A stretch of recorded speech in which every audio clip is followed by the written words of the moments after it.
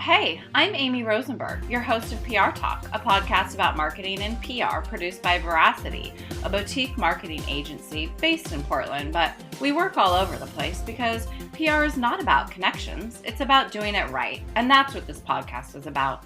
We're sponsored by PRSA Oregon because, well, they also want to help PR people. Networking, mentorship, skill building, professional development. Check out PRSAOregon.org to see how membership can help you grow and connect. We get so many pitches that are just irrelevant. We want ideas and we want stories. We don't want press releases. PR people are great and they plan in advance. Everyone. So it's been a while since I've done an introduction to a podcast interview, but this interview was a little different and super special. So I interviewed Carolynn Johnson, the CEO of DiversityInc, and she's also keynoting the PRSA ICON, which is the International Communicators Conference next week, which starts on October 26th. But there was my first ever after party on the podcast, which is a conversation that occurred after the interview that I got permission to air. And sometimes that's when the real conversation can happen, you know, after the interview or after a business meeting you might do, that kind of thing. And it was really just, you know, I started to feel comfortable, as Carolynn is very easy to talk to, but you know, when you're off air, you start to chat, and you feel comfortable asking certain questions, sometimes you just go ahead and do it. And, you know, as a white woman navigating this world today, I do have questions, even though I look into DEI, I've interviewed people, I've read books, I read articles. We have even rebranded a DEI company, right?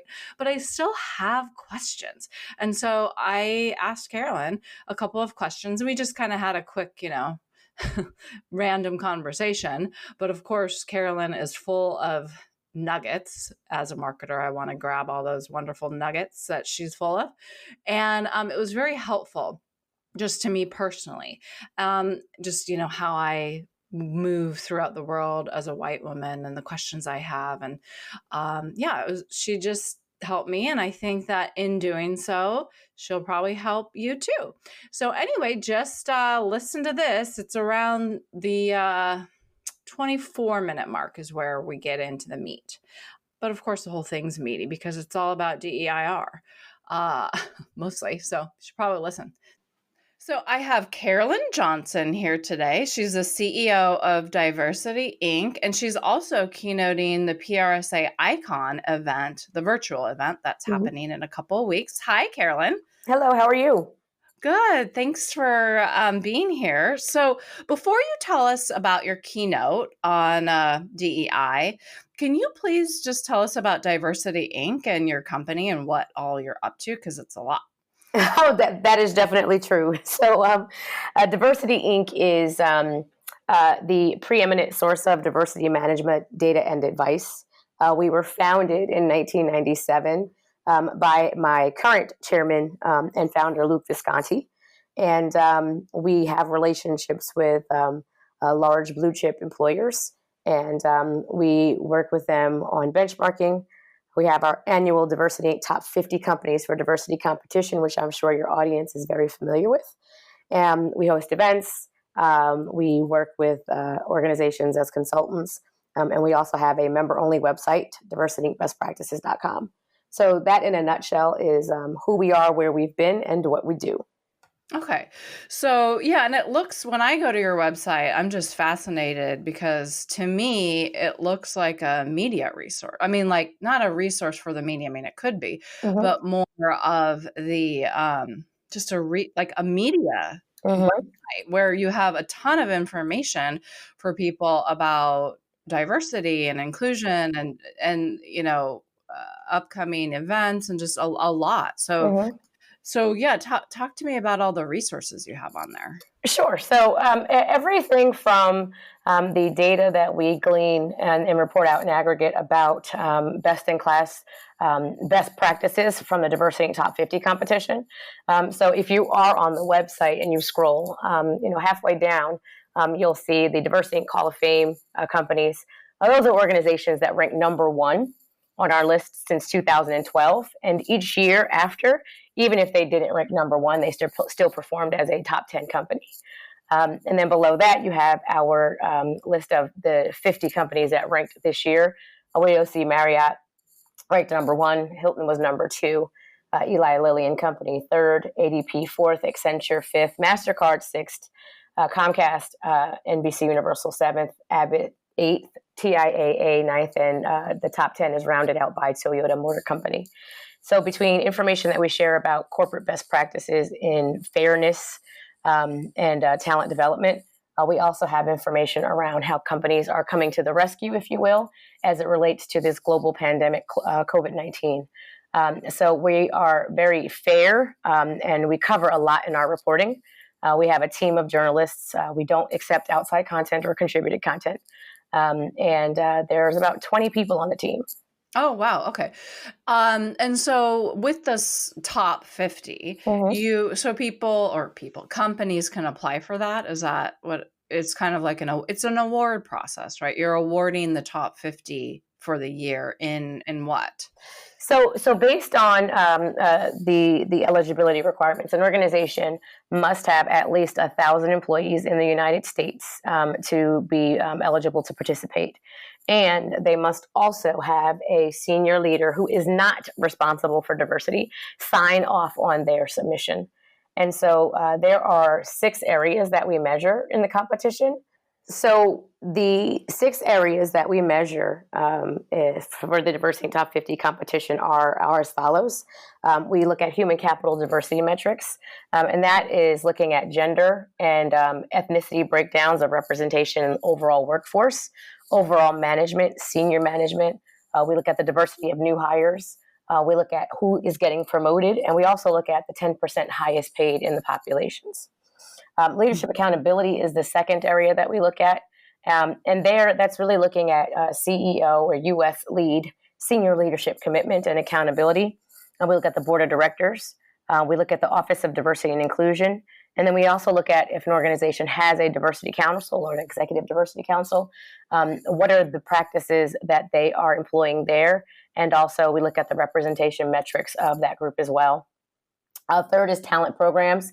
And so for larger employers, that's things like employee resource groups, mentoring, high potential identification programs, sponsorship programs, and then also participation metrics across those different types of programs.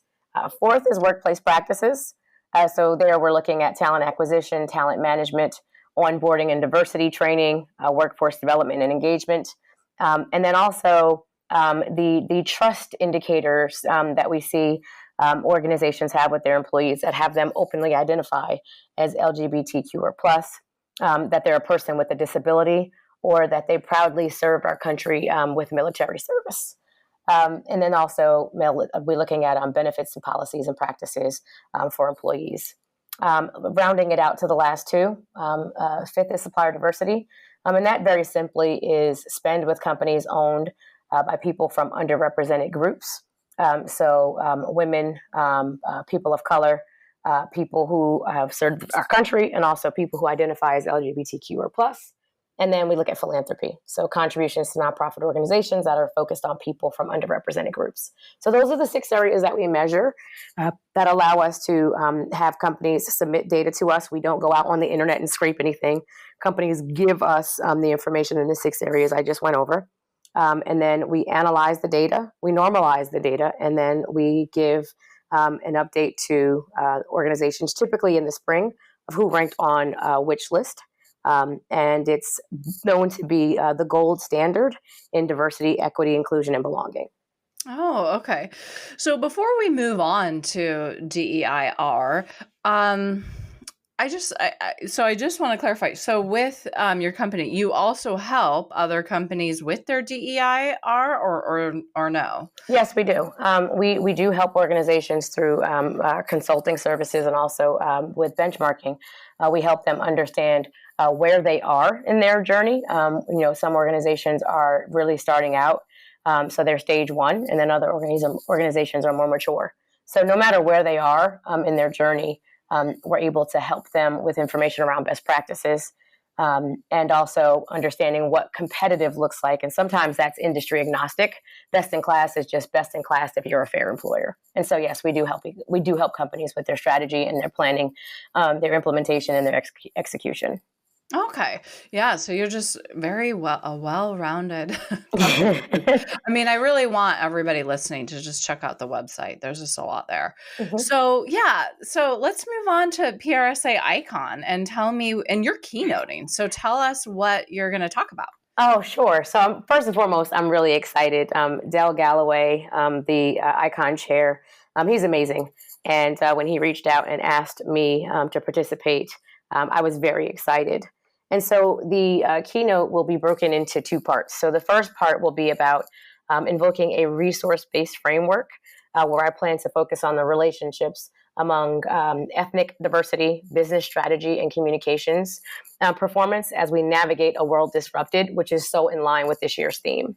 And then from there, we're going to discuss with a panel of esteemed speakers made up of Esther Aguilar. She is the CEO of the Latino Corporate Directors Association. Anu Saxena, she's the president and global head of Hilton Supply Management. Bill Imada, who is the founder and chairman of the IW Group. And Adrienne Bolden, who is an adjunct professor at Florida International University. And she was the student president of the PRSA group. Oh, cool. And, so Adrienne's awesome. And so the five of us, the first part of it will be more like a TED Talk style presentation.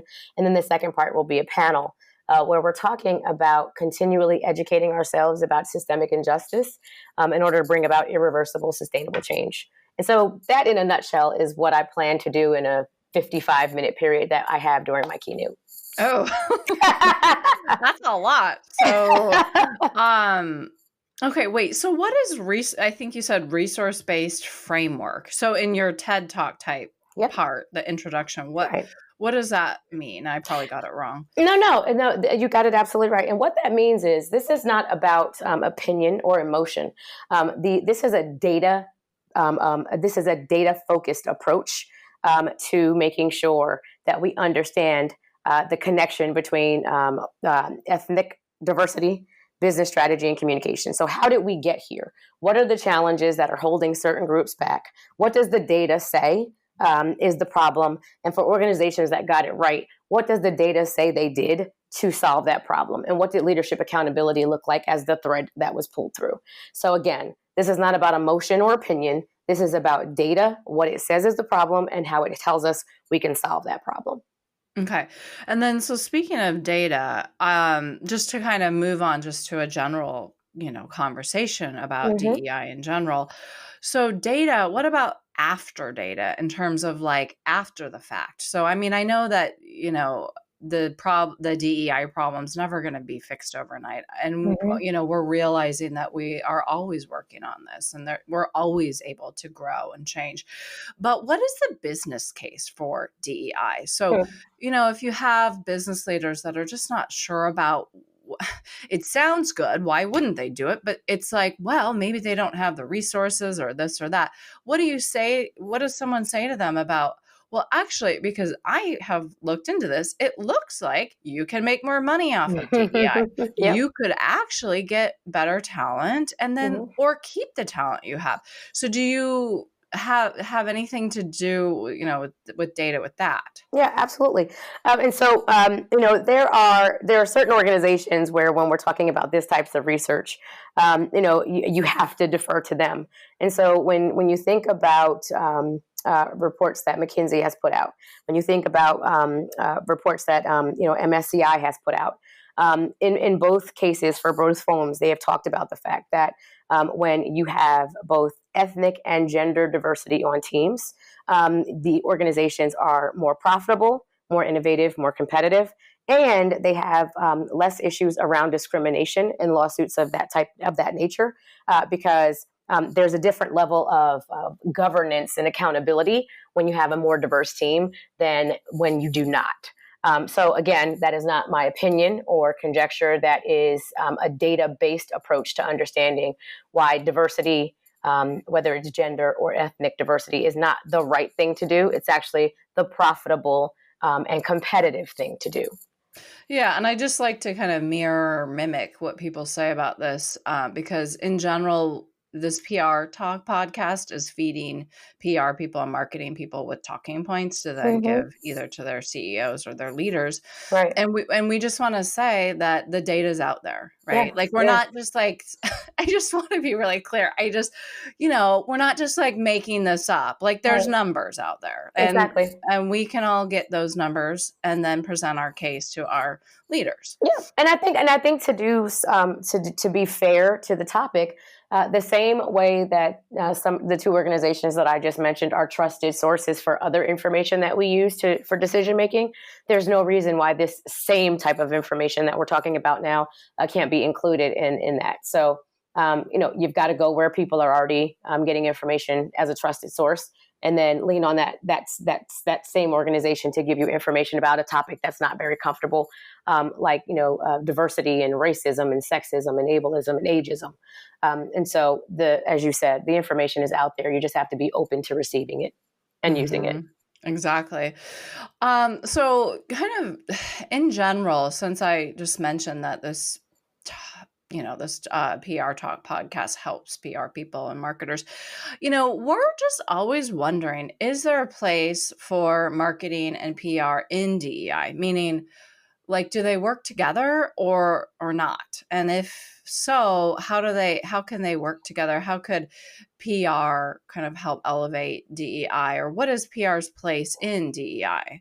Well, I think I first have to say that we as communicators have to make sure that while we're looking to hold others accountable, we have to hold ourselves accountable with a level of truth telling and transparency and honesty that unfortunately is missing from certain communication campaigns.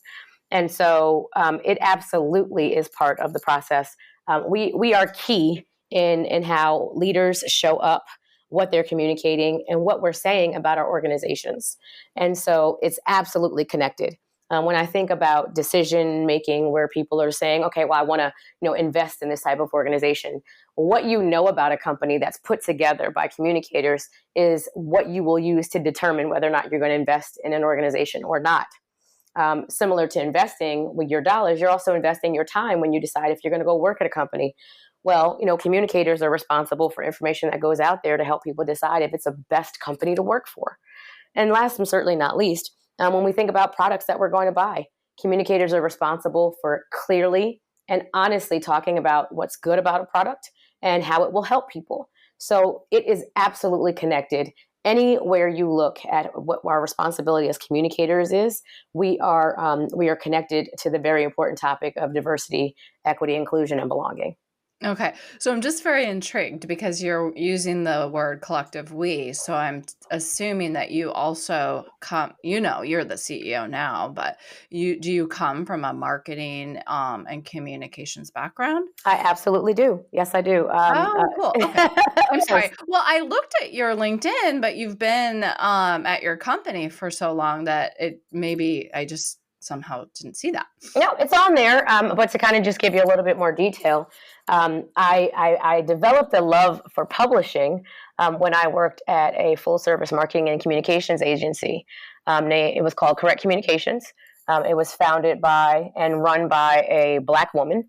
And I had an opportunity to work on major campaigns like for companies like Allstate and Coca-Cola and Prudential.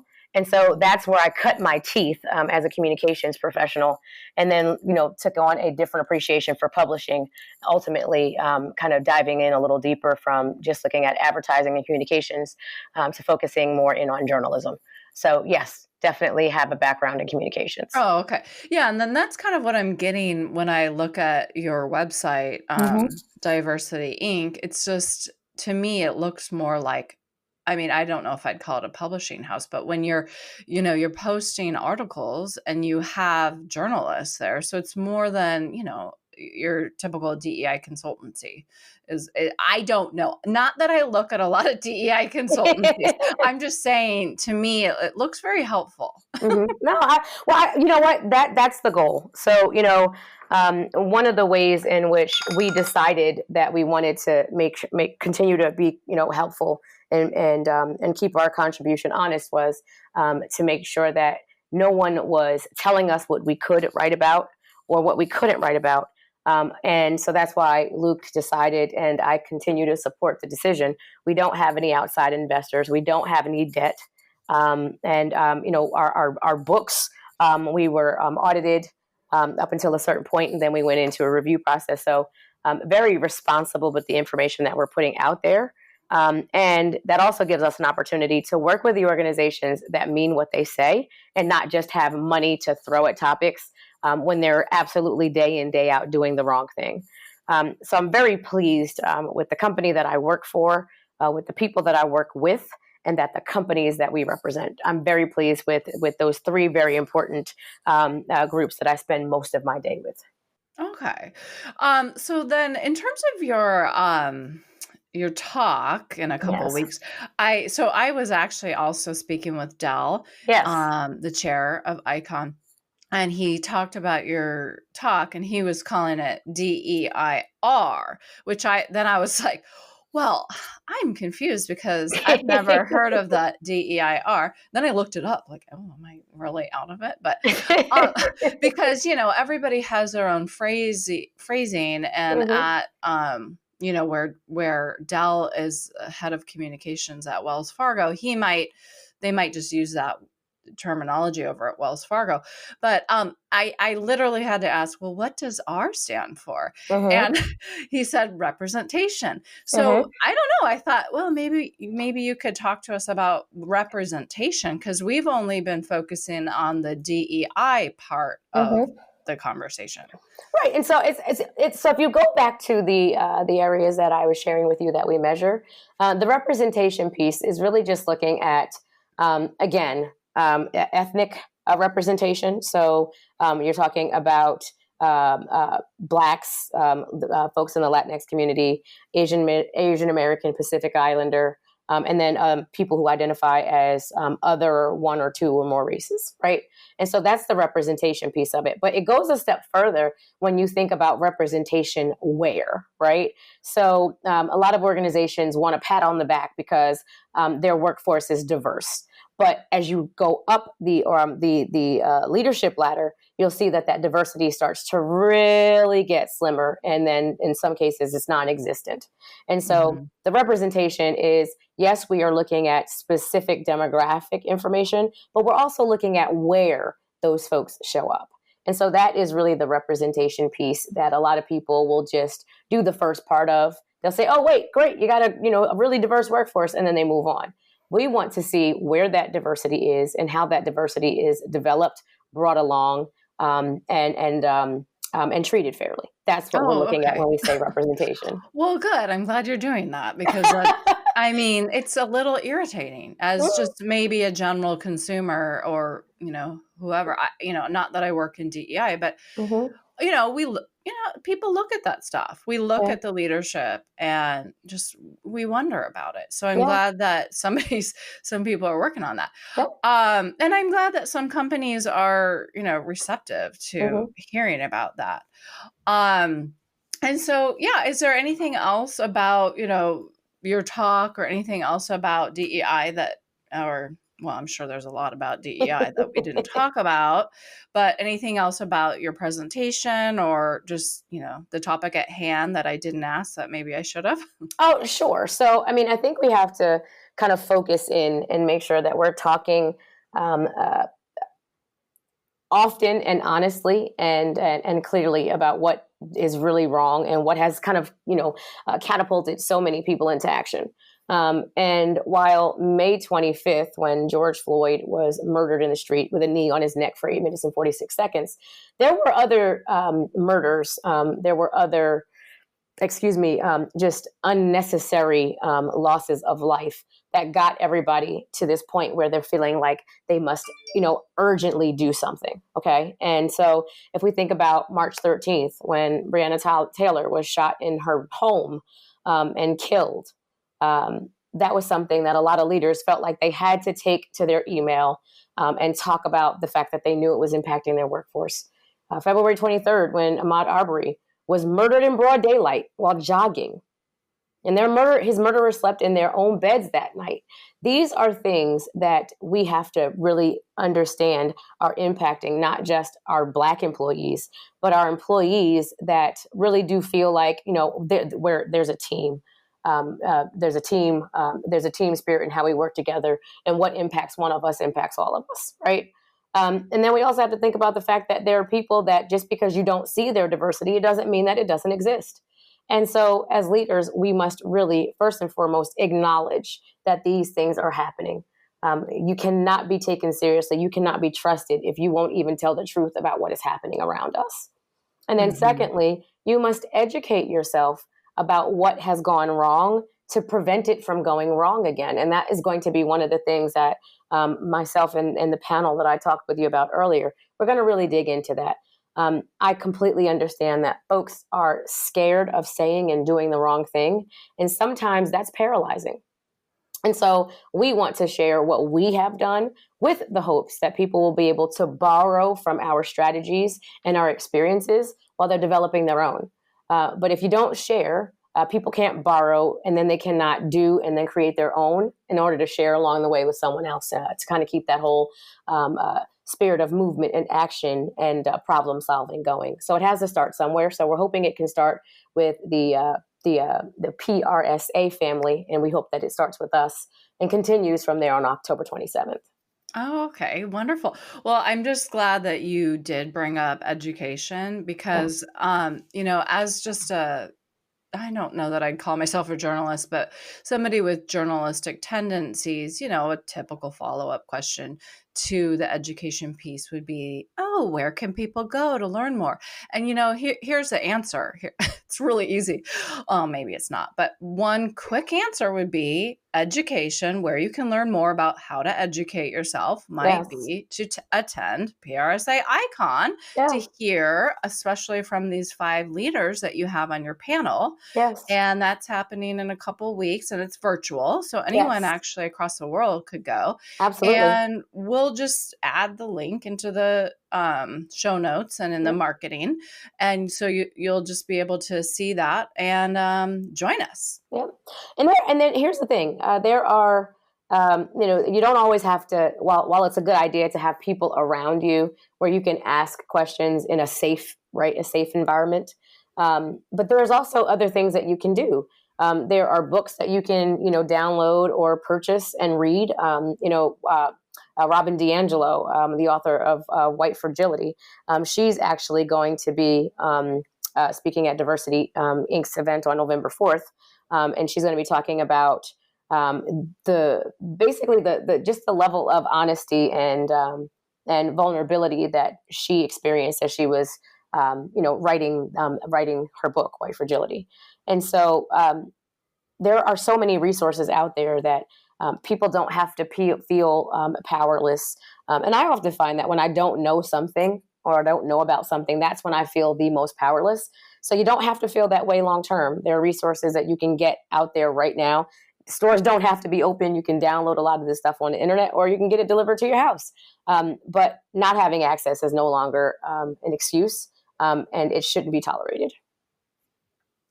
Perfect. I think that was just a wonderful end. I mean, I don't know if you feel like that was too harsh. I just think I'm kind of dramatic, but I don't know. Listen, then you're talking to the right one, because that's what my kids tell me. I have a 4-year-old and a 7-year-old, and my 2 children say, "Oh, mommy, we get our drama from you." So trust me, drama is my middle name. If you liked it, I love it. Okay. Well, it's funny. Yesterday, I was meeting with a possible new client, and I was really pressing him on some things, which I do. Mm-hmm.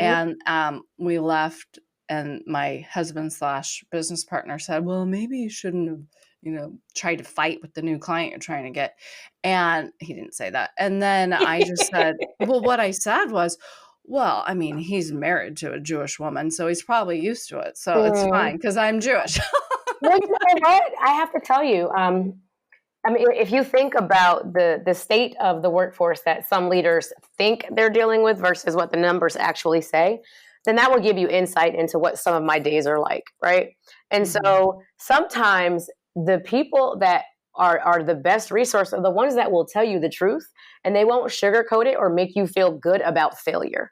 And so if you had to fight with somebody to explain to them and show them that you know what you're talking about, well, good for you.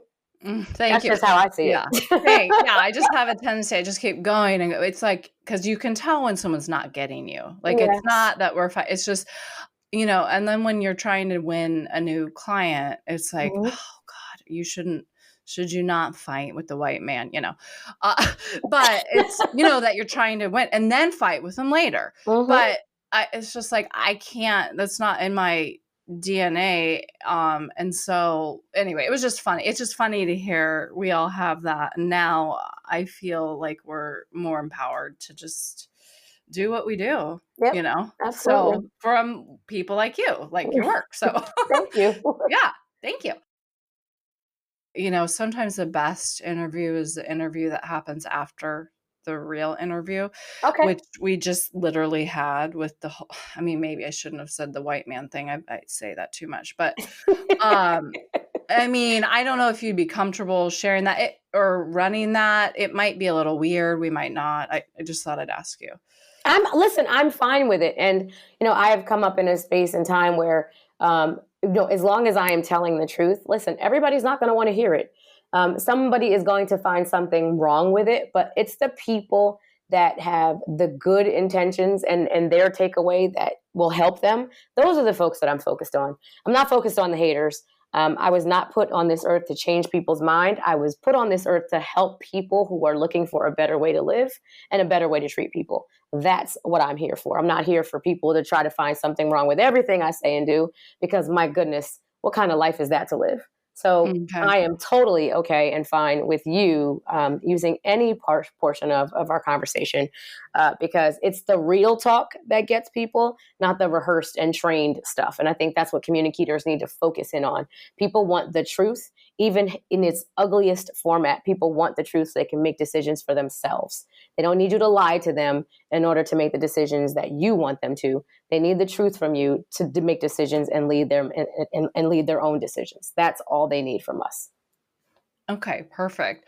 And then my only thought is when you talk about the haters, I just wonder if generalizing my own culture, which is Jewish women, if that is racist. Listen, every tribe has, some things that are stereotypes and then things that are true, And so, I just think that, I think we have to give each other more grace. And I think we have to give each other more respect so that we don't just listen to the bad things that are said about groups, but we take the time to get to know people in those groups ourselves, and that we take the time to research what's being said versus what's actually happening. I think that, that's what's most important. We're not going to be able to stop the stereotypes and the rumors and the stuff that's posted on Facebook, that's fake news. We're not going to be able to control any of that. We should do a better job, however, of controlling what we consume and call, information versus fake news. That's what we can control. We can't control anything else. So then one thing I would just say is, if we're having an honest conversation, so of course we, as a marketer, I'm reading things. I already read White Fragility a while ago. But if we're told that we need to educate ourselves, we should, but it's also, is there a balance? Because I think continuously being told that it makes it hard to feel like you can ask questions and have an open conversation, if that makes sense. It makes sense because, and this is not a judgment of you, because this is something that I struggle with myself. So I'm a 40-year-old, 4'10", blonde-haired Black woman. I'm gonna let that sink in, okay? Okay. And when we talk about, issues around like age discrimination, for example, right? So, that story hit about IBM and, the findings around the fact that it appeared that they were getting rid of their employees that were 40 years of age or older, right? And because this is something that is uncomfortable for me, I'm not part of, or especially when you first started hearing about it, I was under the age of 40 and I'm a young 40, right? And so I was uncomfortable talking about it because I was not part of the impacted group. I wasn't exactly sure how people felt, and especially those who were kind of victims of that type of unfair employment practice, right? And so everybody, just because I'm a Black woman doesn't mean that I'm comfortable talking about everything, right? Just because you are a white woman who is, sharing that you are Jewish, it doesn't mean that you're comfortable talking about everything that happens in your community. And so I think we all have to do a better job of getting into places and spaces that are uncomfortable, because that's the only way we're going to get better.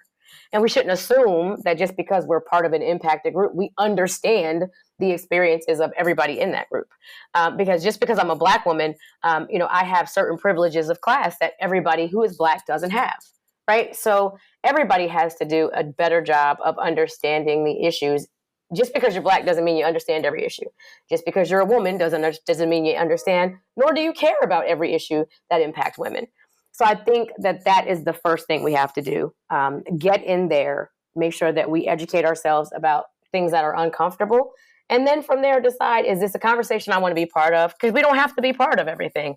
My grandfather used to have this saying, you'd ask him something, Granddad, what do you think about this? And he would sit there, and it typically would happen at dinner. And he would chew for a few minutes, and then he would tell you, I don't. And that's okay to not have an opinion about everything. But as a people leader, it's okay to not have an opinion about everything. Listen, I don't want to hear from every person about everything. Like, certain voices don't belong in certain conversations. I'm just saying. Yeah, you're right. But I think we have to be discerning, and especially as people leaders and especially as communicators. Where do our voices belong, and what do we do to prepare ourselves so that we show up right and that the people that we're helping communicate show up correctly? That's the real work, Amy, that we have to figure out how to do and then keep on doing. That's the real work that's going to move the needle. Perfect. I love that. Thank you. That's very helpful. I feel like that's a really good ending point too. You know what? I gotta tell you, I think I like that too. Well, it's better. It's a lot more positive. We don't want to. Yeah. Okay. Yeah. Okay. Not to overly market it. Yeah. The one thing that you wonder about as a PR person or marketer is, we try and shine a good light on everything. Mm-hmm. And so when you bring in PR and marketing into DEI, you just have to really think about what you do. It's not, as you said, we have to be honest, and it's not shining a positive light if there isn't any positivity yet. I think the way to do that, though, so if you're going to tell the truth, everything is not in, pyramid press release format, right? It's not ready for mass communications because it's terrible. I think what we have to do, though, is understand how to help people talk about it and then talk about what getting to a solution looks like. That's the good news. That's the positive element that I think we must always keep in mind. But everything's not going to be pretty. And I think also, when I think about the membership of PRSA, there's a subset of members that are not necessarily writing marketing copy, but they're writing, CEO addresses, right? And so there's different ways in which we're using our skills that are touching so many people, and with that responsibility with that power comes a great deal of responsibility. And I think that's also something that we need to keep in mind as well. So if you had to pick between a show or an event that had PR and one that didn't, and it was the exact event, would you go with the PR? Oh, yeah. Absolutely. Thank you. It's good to hear. That's good. That's all we need. All right, we can go. We just need the validation. We're out.